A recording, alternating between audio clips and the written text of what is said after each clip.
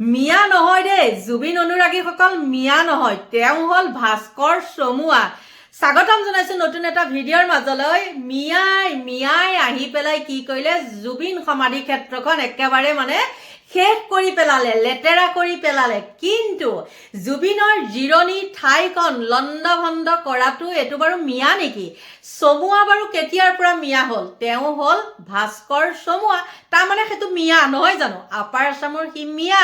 আৰু চাওক, মই আপোনালোকক সদায় কৈ থাকোঁ, যিমান দুৰ্নীতিকাৰী মানুহখিনি আছে আপাৰ আছামৰ মানুহখিনিয়ে আছে।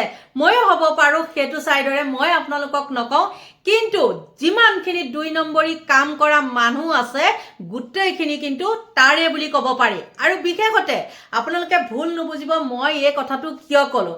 সিদিনাখন জুবিন অনুৰাগীসকলৰ মাজত যি বিভ্ৰান্তৰ সৃষ্টি কৰিছে যে সেই চিৰঞ্জীৱ নামৰ সেই ল'ৰাটো তেওঁক চুৰ সজালে, হয় নে নহয়? আৰু সেইজন কিবা পিকু বৰগোহাঁই নে কি, সেইটোতো আপাৰৰে হয় নে নহয়?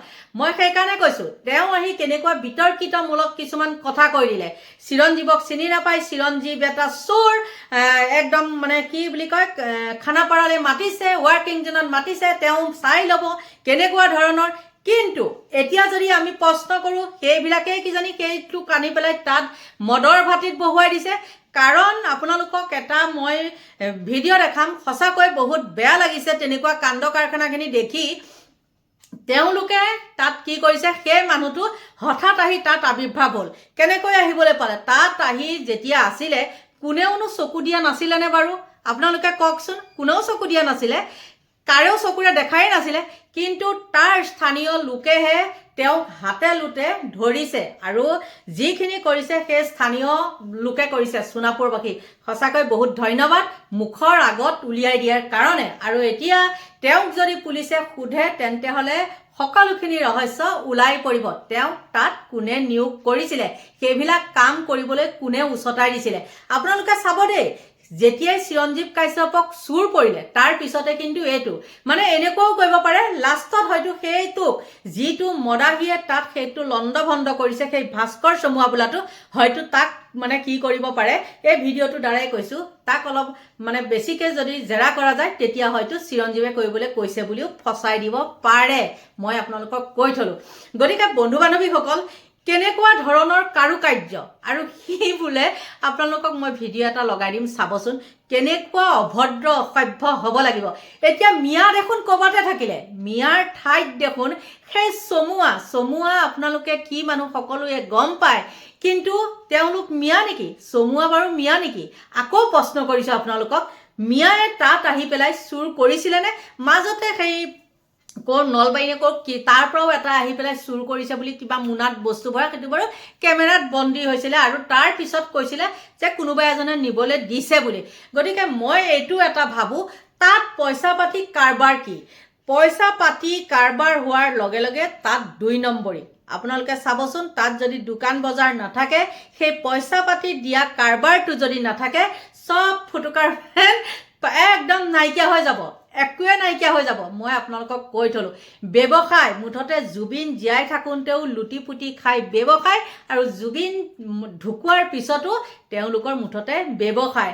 আৰু এই ব্যৱসায়ৰ কাৰণেই জুবিন গাৰ্গৰ হকে মাত মাতিলে কি কৰে, বেয়া কমেণ্ট কৰাটো কমেণ্ট কৰাই, আৰু পৰাখিনিক কি কৰে, মিছা অভিযোগ দি পেলাই জেললৈ পঠায়। দেখিছেই, জেললৈ পঠাই। আপোনাক উদাহৰণ দি দিছোঁ, আপোনালোকৰ ভিক্টৰ দাস, সেই ভিক্টৰ দাস এতিয়াও মুকলি আকাশৰ তললৈ আহিব পৰা নাই। চিৰঞ্জীৱক সজালে, অজয় ফুকনক সজালে, আৰু সেই ধেমা ধৰা যাকে অজয় ফুকনক হওক, চিৰঞ্জীৱক হওক, ঋতু কলিতাক হওক, তেওঁলোকে এই এনেকুৱা ধুৰন্ধৰ মুখাধাৰী কিছুমানে কি কৰিছিলে, আঁতৰাই পঠাইছিলে। আৰু এতিয়া আপোনালোকে কওকচোন, সেয়া মিয়া নেকি? আমাৰতো বিজেপি চৰকাৰে মিয়াক একদম দেখিব নোৱাৰে, নহয় জানো? কিন্তু এইখিনি বাৰু মিয়া নেকি? নিশ্চয়তো মিয়া নহয়। আৰু দেখিলেনে নাই, মালটো ক'ৰ হয়? একদম এক কোবত মাৰি পঠাইছে আপাৰৰ মালে আহি পেলাই ইয়াত কি কৰিছে, এই মদ খাই আকৌ তেওঁহে মানুহৰ আগত এনেকুৱা নেকি তেনেকুৱা নেকি। কিন্তু সেই সচেতন মহলক কৈছোঁ, আমাৰ সোণাপুৰৰ সেই স্থানীয় যুৱক, সেই তেওঁ আহি পেলাই সেইখিনি উলিয়ালে আৰু তেওঁলোকৰ জেৰাত সকলোখিনি ক'বলৈ তেওঁ বাধ্য হ'ল। কেনেকুৱা অসভ্য! আৰু তেওঁ আপোনালোকে ভাবিছে নেকি যে সি অকলে মদ খায় বুলি ভাবিছে নেকি? তাৰ গেং আছে, আপোনালোকে খুচৰি চাব, তাৰ গেং আছে। হাঁহি উঠিছে, এইবিলাক নাটক দেখি হাঁহি উঠিছে, গম পাইছে?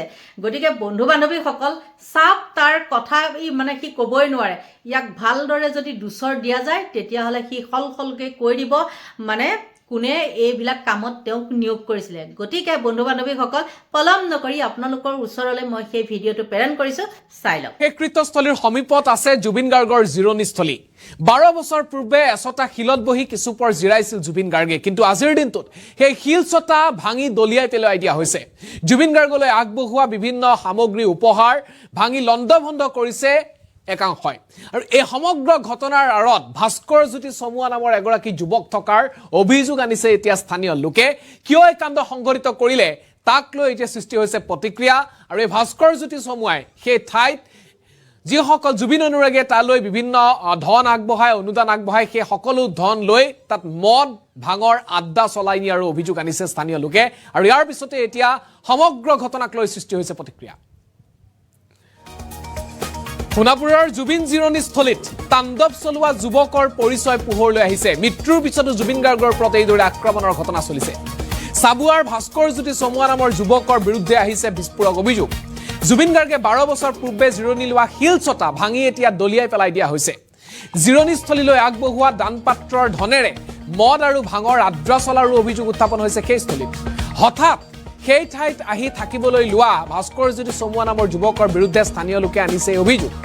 জিৰণিস্থলীত আঁৰি দিয়া প্ৰাইভেট প্ৰপাৰ্টিৰ ফলকক লৈও প্ৰতিক্ৰিয়াৰ সৃষ্টি হৈছে। দলিয়াই দিয়া হৈছে অনুৰাগীয়ে জুবিন গাৰ্গলৈ আগবঢ়োৱা গামোচা উপহাৰ। নিজকে জুবিন অনুৰাগীৰ পৰিচয় দি ভাস্কৰ জ্যোতি চমুৱা নামৰ যুৱকে এনে ঘৃণনীয় কাণ্ড কৰাৰ অভিযোগ উত্থাপন কৰিছে স্থানীয় লোকে। সোণাপুৰৰ জুবিন ক্ষেত্ৰৰ সমীপত থকা জুবিন জিৰণিস্থলীত সংঘটিত হৈছে এই ঘটনা। আপোনালোকক প্ৰথমে সেই দৃশ্যাংশটো দেখুৱাই লৈছো। দৃশ্যাংশটো চাওক, নো প্ৰপাৰ্টি, প্ৰাইভেট প্ৰপাৰ্টি, নো এণ্ট্ৰি, এই ধৰণৰ সম্পূৰ্ণ ইণ্ডিয়ান দৃশ্যাংশটো দেখুৱাম। প্ৰাইভেট প্ৰপাৰ্টি, নো এণ্ট্ৰি এনেদৰে লিখি দিয়া হৈছে। আৰু এই ছটা শিলচটাৰ অৱস্থাত আপোনালোকে দেখিছে এইদৰে শিলচটা সম্পূৰ্ণৰূপে ভাঙি আঁতৰাই দিয়া হৈছে। জুবিন গাৰ্গৰ ফটো, জুবিন গাৰ্গৰ বিভিন্ন বেনাৰ ফালি চিলি উপহাৰ দিয়া গামোচা এইসমূহ ভাঙি লণ্ডভণ্ড কৰি দিয়া হৈছে। আৰু জিৰণিস্থলীলৈ যি আগবঢ়োৱা যি দানপাত্ৰত যি কোনো লোকে যদি কিবা ধন আগবাঢ়িছে সেই ধনেৰে তাত চলিছে মদ ভাঙৰ আড্ডা। আৰু এই ধৰণৰ এক অত্যন্ত বেয়া দৃশ্য, অত্যন্ত দুখ লগা দৃশ্য এই মুহূৰ্তত আহিছে। জুবিন গাৰ্গৰ মৃত্যুৰ পিছতো এইদৰে সেই ছটা শিল, যি ছটা শিলত জুবিন গাৰ্গে 12 বছৰ পূৰ্বে জিৰণি লৈছিল সোণাপুৰত, সেই ছটা শিলত বিভিন্ন লোক অনুৰাগী যায়। কিন্তু এই যুৱকগৰাকী, আমি এম্বিয়েন্সৰ সহায়ত দেখুৱাম, এই যুৱকগৰাকীৰ বিৰুদ্ধে এতিয়া খঙত অগ্নিশৰ্মা হৈ উঠিছে স্থানীয় যুৱকসকল। তেওঁলোকে কৈছে যে ভাস্কৰ জ্যোতি চমুৱা নামৰ যুৱকগৰাকীয়ে এই কাণ্ড সংঘটিত কৰিছে। এই ছটা শিল, আপোনালোকে শিলচটা আপোনালোকে দেখিছে, এইদৰে শিলচটা আঁতৰাই নিয়া হৈছে, কেইখনৰ পৰা ভাঙি দিয়া হৈছিল। নিশাৰ ভাগত কোনে কাণ্ড সংঘটিত কৰিলে তাক লৈ এতিয়া সৃষ্টি হৈছে প্ৰশ্ন। আমি এম্বিয়েন্সৰ সহায়ত সেই ভিজুৱেলটো দেখুৱাবলৈ যত্ন কৰিম। চাওক কিদৰে যুৱকগৰাকীক জবাবদিহি কৰাৰ চেষ্টা কৰিছে স্থানীয় লোকে। ইয়াত কিন্তু খোৱা জেগা নেকি? তাত নিয়ম আছে, পৰম্পৰা আছে, তাত কিন্তু খোৱা জেগা নেকি? নহয় নহয়, খোলা তই শিলৰ পৰা তই ঘুমাবি কিয়? এখন সৰু চাকি এখন আছিলে, মানে ঘণ্টা তেল দিব লাগে, ঘণ্টা চেঞ্জ কৰিব লাগে। চাহ ভাই, এইটো বেয়া পোৱা নাই, কথা কি তই শিলৰ পৰা ঘুমাবি কিয়? মদ পানী খাই তই ঘুমা জেগা নেকি? সেইটো ঘুমাওঁতে নকয় দাদা, তই কিয় ঘুমাবি? তই মই তাতে বেছিভাগ ঘুমো মানে কি, এখন সৰু সৰু চাকি চাহ ভাই জ্বলাই ৰাখিব লাগে, ঘণ্টা চেঞ্জ কৰিব লাগে। বেয়া নাপাবি, জুবিনে আমি বহুত লাগিছোঁ, লাগি আজি এই অৱস্থা। যিখিনি বাইদেউসকল আছে, পূৰ্বী বাইন্দা আছে, দাদাইন্দা আছে, বহুত লাগিছে জেগা কাৰণে। আমাক ভাই ইমান জ্ঞান দিব নালাগে। যা জুবিন দা, আমাৰ দিনৰ সম্পত্তি আমি চামালি কমিটি চাই থাকিব। নুমাই যাব দিয়া নাছিলো। তই আহিবি 2 দিন, আহিকে পৰা তই ইয়াৰ হিষ্ট্ৰীটো জানিব খোজ, তই ডিমৰে হিষ্ট্ৰী তই গম পা নেকি? এই শিলৰ হিষ্ট্ৰী তই কিবা গম পা নেকি? শিল ক'ৰ পৰা আনছে, কাকে আনছে, কিহৰ কাৰণে আনছে তই গম পা নেকি? মদ খাবি, বাগাৰ দিবি। এইটো মদ খোৱা কথা নহয়, আপোনালোকে আহিবি বুজাব, তেওঁলোকে আহিবি বুজাব লাগিছে। কেনেকৈ বুজাব? তই নকৰিবা, এনেকৈ নকৰিবা, আমি কিয় নকৰিম? আপুনি মদ খাইছিল নেকি? সৰু পোৱালি নেকি তই? ইয়াৰ কোনো মদ খোৱা নাই। গছ কোনে কাটছে? গেলা খাই এইটো চালা মৰি ইয়াৰে গছ কাটিছা তুমি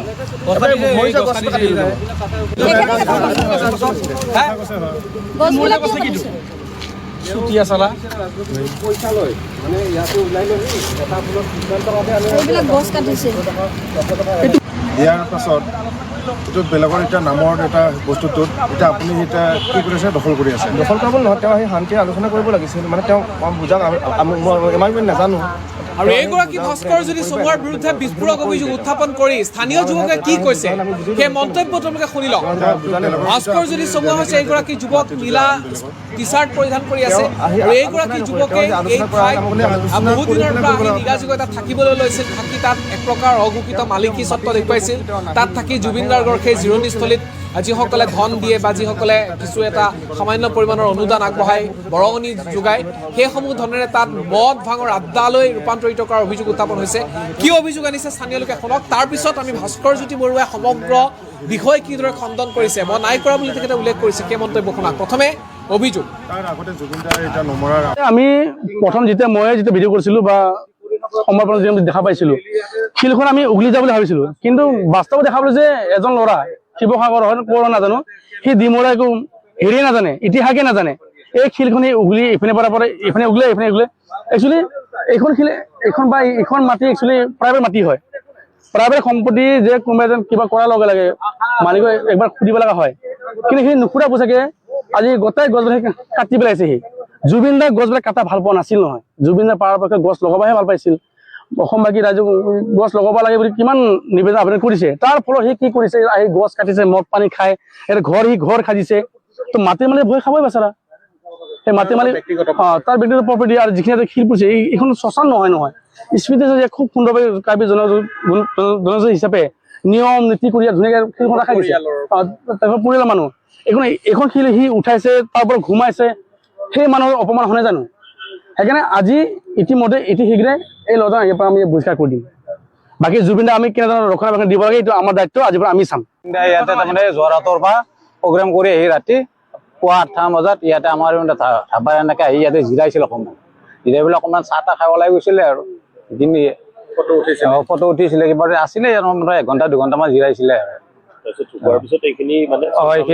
এইখিনি আপোনাৰ তাৰমানে নিউজে তাৰমানে আৰু এইটো উঠাই দিলে ভাইৰেল হৈ গ'ল ই আহি নৱেম্বৰ 27 তাৰিখে আহি ইয়াতে উদ্বোধনী কৰি আছে ভাস্কৰ জ্যোতি চাব নাই কৰ এনেকে নাজানো 27 তাৰিখে আহি ইয়াতে তোমাৰ মদৰ আড্ডা তাত দিনতে মদ খাই গছ পুলি ৰুম লয় এই মাটিবিলাক বাউণ্ডাৰী দি দিছে মাটিৰ মালিকৰ খং উঠি গৈছে গছবিলাক কাটিছে কিন্তু মাটিৰ মালিকৰ খং উঠি গৈছে সেইকাৰণে মাটিৰ মালিকে অলপ হেৰি কৰিছে প্ৰব্লেমটো এনেকুৱা তাৰমানে ইয়াৰ কাৰণে দ্ৰুত দি গৈছে আৰু মন্দিৰ আছিলে তেতিয়ালৈকে আমি চাইছিলোঁ এইখিনি আমি কাম কৰোঁ দিনত ঝাৰু মাৰোঁ গধূলি ঝাৰু মাৰোঁ এনেকৈ চাইছোঁ ক'ৰ পৰা এজন ল'ৰা টপকিলে সেইটো গম নাপাওঁ আৰু মানে গম নোপোৱাৰ পিছত সি আহিলে থাকিলে প্ৰথম ময়ে হেল্প কৰিছোঁ ইয়াতে আছিলে থাকোঁতে মোৰ নিজৰ কম্বল আনি দি দিছোঁ নিজৰ লম্পেন টেক্সো লম্পেন এটা দি দিছোঁ সি ঠাণ্ডাত আছিলে তাৰপিছত সি কিবা ঘৰত কাজিয়া কৰি কিনে বোলে গুচি আহিছে এই সেনেকৈ কৈছে আৰু সি কিবা চেফ বুলিও কয় কিবা কি বুলি কয় আৰু নাজানো সি বহুত জানে বুলি কয় শিলটো কোনে উঠালে ইয়াৰ পৰা শিলটো কোনে উঠালে